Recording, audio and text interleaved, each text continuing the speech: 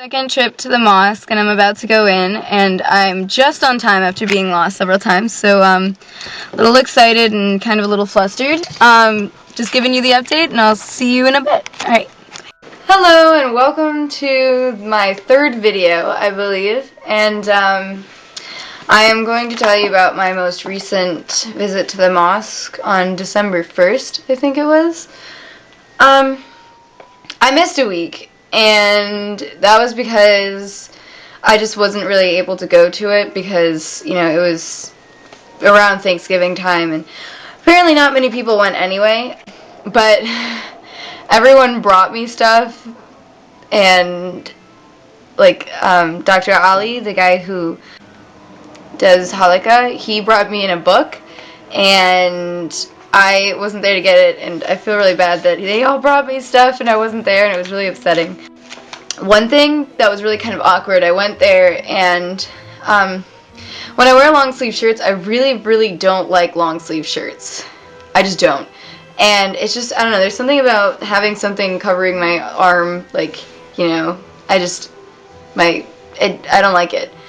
So I always bunch them up, right, to my elbow, and I did that accidentally, and I was like, oh my god, I can't believe I just did that, because, you know, you're supposed to cover like this. It wasn't that much of a deal, because there was only 3 women who were there, and I mean, it doesn't really matter for them to see me anyway, but it's like, you know, respect and stuff, and it's just, you know, a natural thing for me to do that, and I don't know. So I'm basically starting this off with an embarrassing thing that I did. So Bushra, the girl who is the sister who is helping me through this entire journey kind of thing, she's so sweet. I love her. She let me borrow this book, which is the book that they're doing, that they're focusing on kind of for this thing. It's called Minhaj al-Muslim, and it's the first volume. And so I'm reading it, and then I'm going to be sending her messages and asking her questions. I was talking to her, and what I found interesting was we were talking about, you know, the first testament, like the Old Testament, the New Testament, and the Quran, and I didn't quite understand before because, you know, how I was raised, my mom kind of told me, you know, because, and everyone kind of thinks this, people are like, oh, people are praying to Allah, so it means that there's, you know, it's a different God or something because it has a different name, and I'm like, guys, you know, if you translate the Bible into Arabic, God is going to say Allah, because that's just, you know, it's a translation of a word. It's not a different God. Kind of like in French, if you put the Bible in French, it's going to say Dieu, you know, because mon Dieu means my God. God is Dieu, and yeah, or I don't know, I probably pronounced it wrong, whatever. But, you know, my mom always taught me that, you know, it was different, it was a completely different religion, and, you know, they only, like, the holy book was the Quran, so no one else, you know, really, there was no other thing except for the Quran in it. However, Bushra told me, she says that the Quran is the last of the books. So the first, like, the Muslims believe in all of it.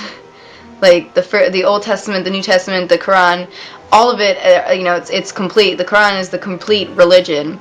You know, like, Christianity is unfinished, which, you know, to me it makes sense. Islam is what God intended. Christianity is an unfinished religion, and how, you know, if Jesus was going to come down and he would recognize the Muslims rather than the Christians, because the Christians are praying to him, like through him, to God, whereas the Muslims are praying straight to God. And she said someone told her, you know, how bold are you to pray straight to, like, directly to God?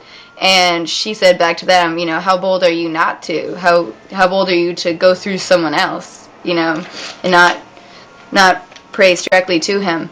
Like, because she was saying also, she's like, if you're in a life or death situation, what's going to happen? Are you going to say, oh Jesus, oh Jesus, oh Jesus? You're not going to say that. You're going to say, oh God, because that's your, you know, gut reaction. It's not Jesus who's saving you, it's God. There, we were looking over the Purity of Faith, Surah 112, Al-Ikhlas, and it's basically, I believe that is a third of, like, they consider that a third of the Quran. So if you've memorized it, you've memorized a third of the Quran. It's, He is Allah, the one and only, Allah the eternal, absolute. He begetteth not, nor is he begotten, and there is none like unto him. So that's Surah 112.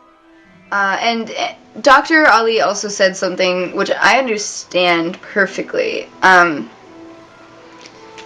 How if you translate certain things into English, things kind of get confusing and untruthful. Because, you know, in Christianity they say we are all children of God. Whereas truthfully, we aren't children of God because God isn't human. God can't have children.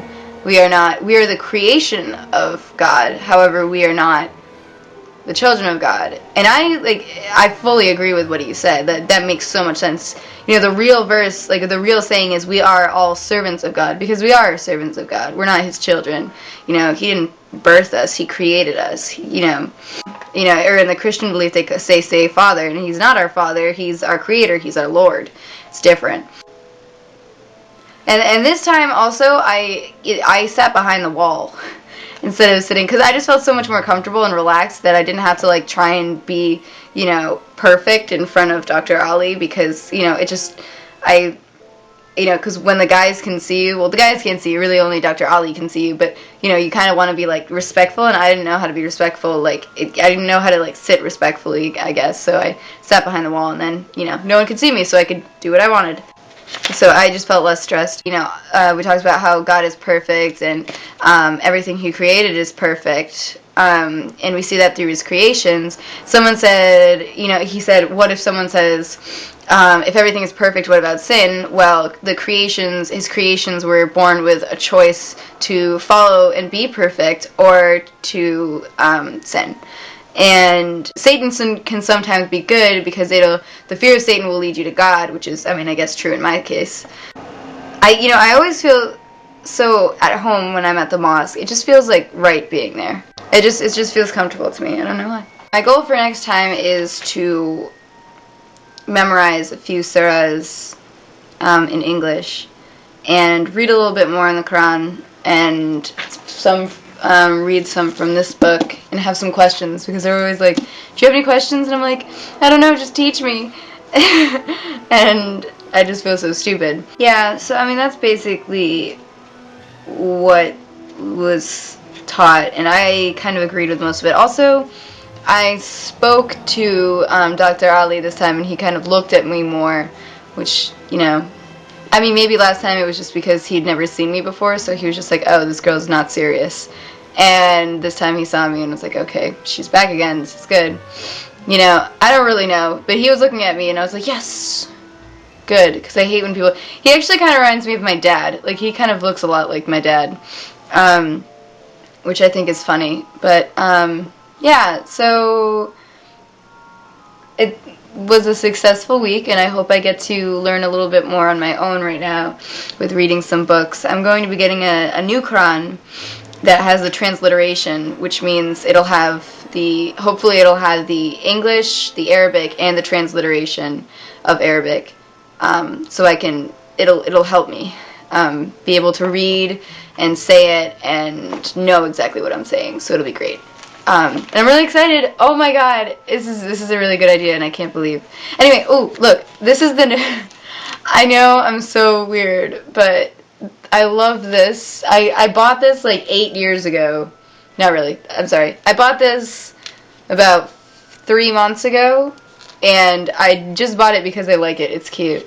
I didn't know what I was going to use it for, and I finally decided I was going to use it for when I go there and write some notes, and it's just so cute. It's blank, obviously, because, well, mostly because, you know, I used it for the first time, and it comes with a little pen, and I'm sorry, I'm really big on animal print, leopard and cheetah print especially, but anyway, I hope you guys enjoyed this video, and I will see you next week. Thanks for watching. Bye.